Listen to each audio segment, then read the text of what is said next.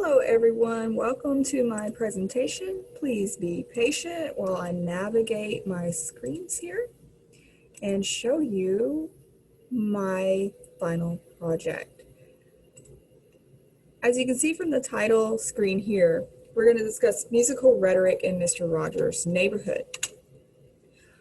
My first source is defining sonic rhetoric. All sources will be located on the end slide and also in the description beneath the video. But in this case, Katz is the source for this one, and they define sonic rhetoric as concerning itself with the multiple dimensions of rhetoric as sound, adding the definition that it turns away from language and the human in general. Katz also makes the claim that music reaches and affects us through language and the world, acoustically command that we listen, respond, and attend to sound. So this is applied to Mr. Rogers because he uses multiple dimensions of sound to create meaning in the show. And specifically, we're going to be examining sound noises or musical noises during direct address. The emphasis is not on spoken words during interactions that do not involve songs, but on the emotional response of the audience. It's not so much what he says, but how it makes you feel. And then the music of Mr. Rogers develops meaning by providing important context clues for the audience in how to respond to the material presented.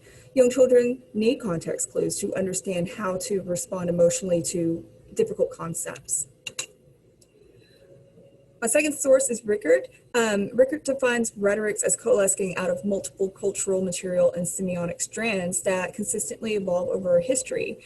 Rickert also claims that rhetoric stem from prehistoric cave rituals, that sound and language are from the same root. And throughout his study, he examines the triangle of rhetoric, music, and spirituality. Now, this applies to Mr. Rogers in the following way. The sounds of Mr. Rogers are multifaceted, as explained in this clip from the archive titled Johnny Costa. And so let me play this clip for you so you can understand where I'm coming from. Do you know where the music comes from when I sing that song at the beginning of our visit each day? It comes from the musicians who work right here in our television studio. I'll show you. Come on. How do you do, gentlemen? I'd like to know my television neighbor. Hello, John, Carl, and Bob. I wondered if we could play some of that opening song of ours. You know, it's a beautiful day in this neighborhood, but each one by yourself. Oh, would you start? Sure. It's a beautiful day.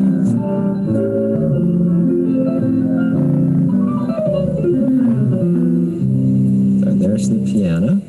And Carl, would you play the bass violin, just that part? It's a beautiful day. It's a beautiful day.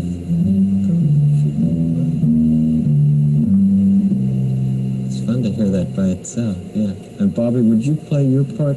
It's a beautiful day in this neighborhood, a beautiful day for a neighborhood. Would you be mine? Oh, I like that, yeah. Now, would you play just a little bit of it all together so we can listen to each part together? It's a beautiful day in this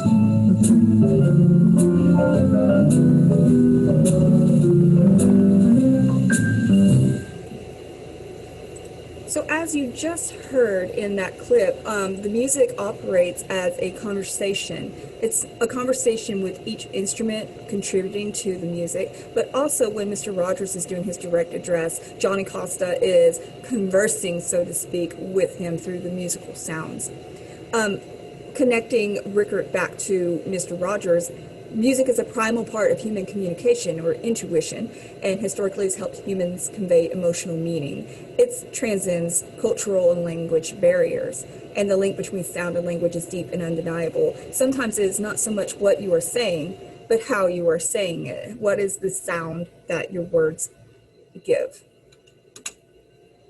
And then we move to Klaren, which was our textbook for the course. Klaren defines rhetoric as a tool used to bridge the in-between spaces of the pastoral and the technological. She states that Rogers' use of music demonstrates his interest in maintaining the child's trust, and that Rogers viewed music as a way to channel one's inner feelings. To connect this to Mr. Rogers, the music in Mr. Rogers' neighborhood provides a technological aspect to the otherwise pastoral scene. a bridge or transition between his world and the audience's. The music representing the audience emotion or responses provides this bridge into this fictional world. The music reflects a child's voice, bringing them into the world. The softness of the music builds a sense of trust. The music does not bombard the child. It isn't loud and flashy, but it brings in their voice into Mr. Rogers' world. They are no longer just a passive bystander, but participate through this dialogue that is provided for them through the piano notes. And then the inner emotions of the viewing audience is reflected in the musical notes during Rogers' direct addresses. The musical notes during the direct addresses mimic or reflect what the audience should be feeling. It can also be what provides context clues for the young members of the audience to base their emotional response upon. So episode 621 is the one I've chosen to examine a brief part of to kind of put what I am talking about into application and practice. This episode has Mr. Rogers speaking about adhesive bandages. And if you'll bear with me as I navigate through. Television neighbor, did you notice what was on my hand? I hit my hand against a piece of metal and cut my skin. So I put this adhesive bandage on it. When I was a little boy and would see somebody with a bandage, I used to wonder if there was anything under that bandage. Well, when I would get hurt and my dad would put a bandage on me, he would let me look underneath to see that that part of me was still there, even though it was covered up with the bandage. So you hear those slight and subtle piano notes. This indicates a transition. Mr. Rogers is moving his story from a generalized childhood to his own. And the music reflects that curiosity of the audience. Here, I'll show you. See? My hand is still there. Even when the bandage covers up some of it, it's all still there. Sort of like playing peekaboo, you know, when you cover up your face and then uncover it. You hear those musical notes when he is playing peekaboo. This mirrors the audience emotion of surprise. And then further, as we will hear, it takes on an accepting tone when the audience should realize, oh, you are still here. So object permanence. It looks like I've gone away and come back. I'm really here all the time. Yeah, just like... It gets a little deeper, indicating that acceptance that the audience would be agreeing with Mr. Rogers. My hand is always under this bandage all the time when the bandage is there. I've often wondered how people make adhesive bandages like this. Maybe Mr. McFeely would know. Let's ask him. Just telephone him.